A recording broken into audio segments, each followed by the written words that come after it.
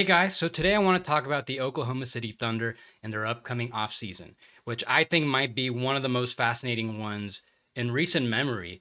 And that's mainly because we just saw they were pretty close to making the conference finals, and they were the youngest team to win a playoff series. Their ceiling, it's pretty unclear where they could top out, and they're only going to get better. And when you look at the roster, I think the thing we could agree on is they could use some more front court help, maybe a forward that could really round out that starting five.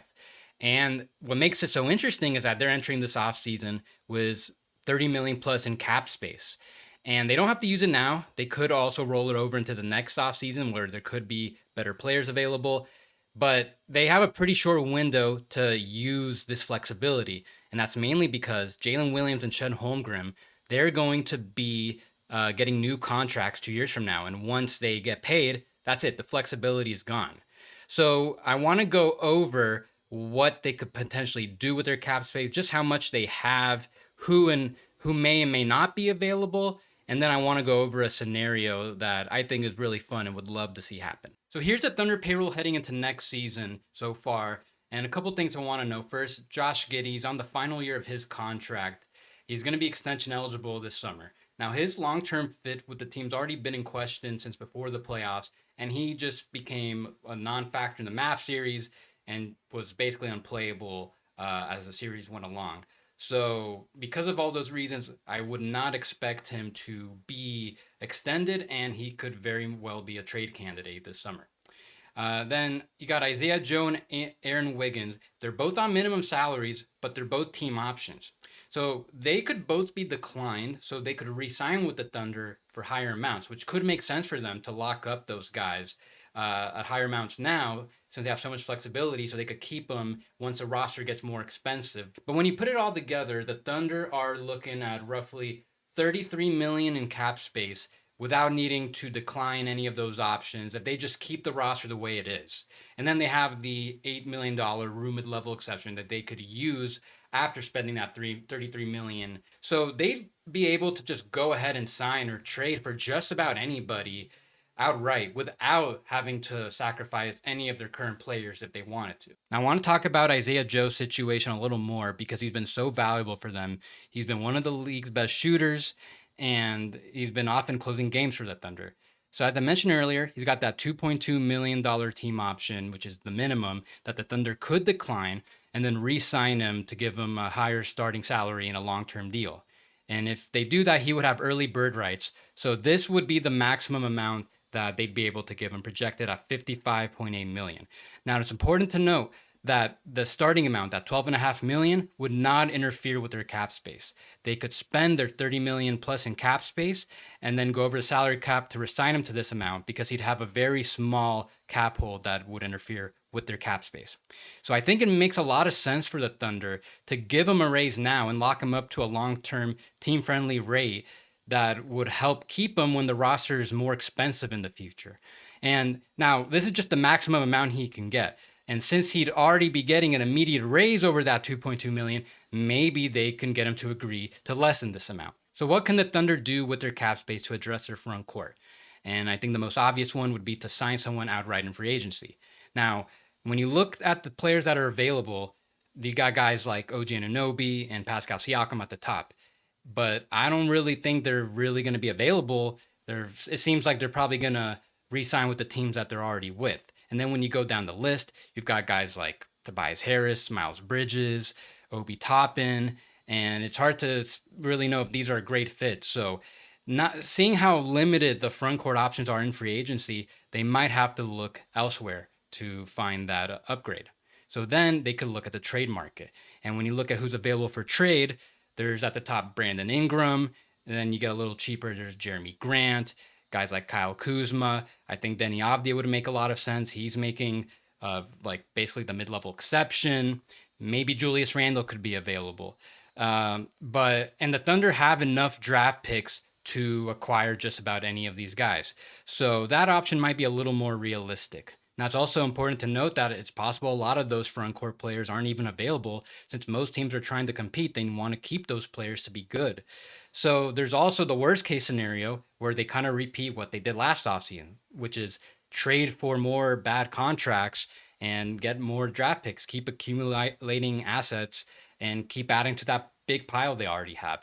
And that's probably going to be pretty frustrating considering that they really don't need more picks and they have an opportunity to potentially get someone that could really push them to the finals, but just a worst case scenario option that could still happen.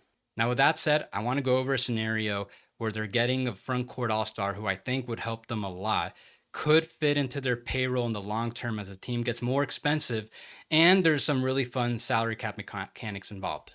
In my pipe dream scenario is trading for Lauri Markkanen, who I think would be a perfect fit for this Thunder team, and they have more than enough draft picks to make an adequate deal.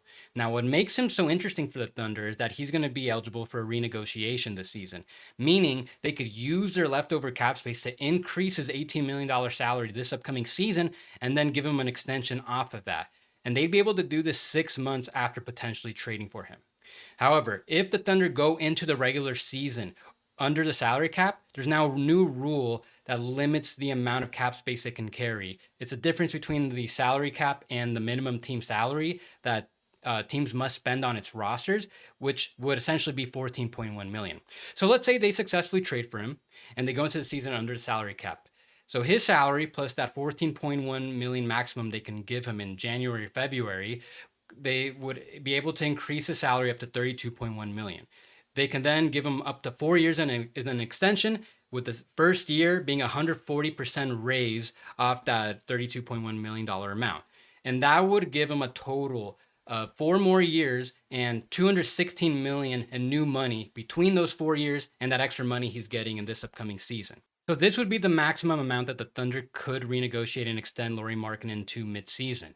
As a comparison, it is nearly equivalent as a percentage of the salary cap that Domantas Sabonis just got in his renegotiation and extension with the Sacramento Kings. So this could make sense for him, and it's advantageous for the Thunder because he would be earning slightly less than the maximum in those 4 additional years. So here's a walkthrough of how the Thunder can do my Lauri Markkanen scenario. First, I had him trade Josh Giddey, and however many draft picks I got to include to get Lauri Markkanen, and I also had them decline the team options of Lindy Water. That leaves the Thunder with $25.6 million in cap space that they could use toward renegotiating Lauri Markkanen, re-signing Isaiah Joe, and going into the season with a full roster. Now, because the Thunder are trying to preserve cap space midseason for Lauri Markkanen renegotiation, they would need to re-sign Isaiah Joe with their cap space instead of his early bird rights. So this would leave enough room once they get the 14 players for Isaiah Joe to get a starting salary at about 9.4 million, which could total around 3 years 30 million or 4 years 40 million. I could see him getting more than this on the open market, but the Thunder could also salary dump a guy, maybe like a Kenrich Williams or Ousmane Dieng, just reduce some payroll if they need to give him a little more. But with all this, they finished precisely $14.1 million below the salary cap, which is the most they can carry into the season. And then all they got to do is wait 6 months and use that 14.1 million to do the renegotiation and extend Lauri Markkanen. I'm going to project ahead. Here is their 25-26 payroll or their following season with the amount I projected for Lauri Markkanen.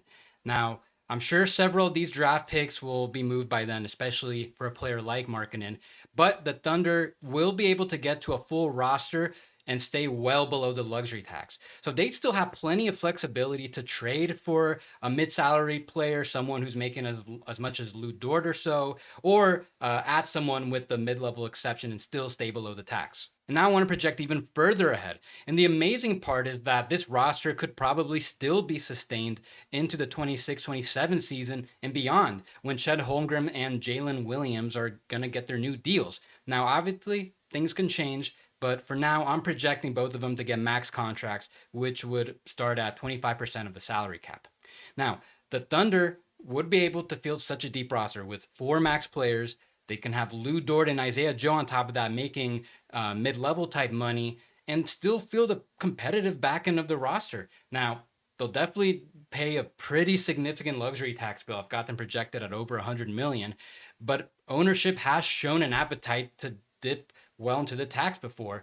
In those last Paul George, Russell Westbrook years, they spent a lot of money on the tax. So I doubt that they will cheap out if they have a roster this good.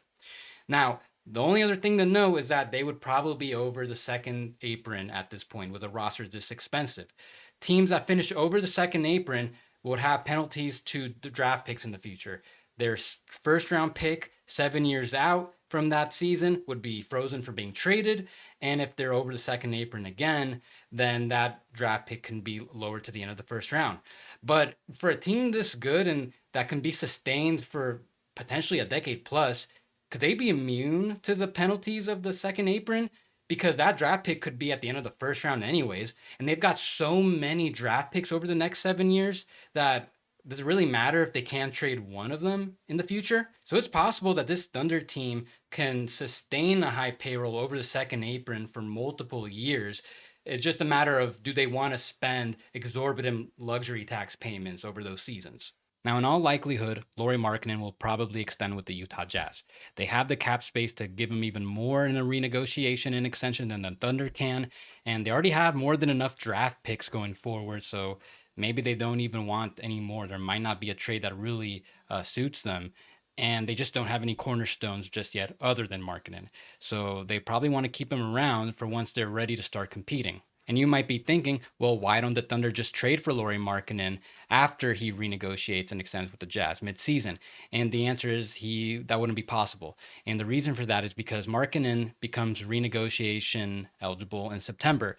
So his 6 months trade restriction that would follow would run past the February trade deadline.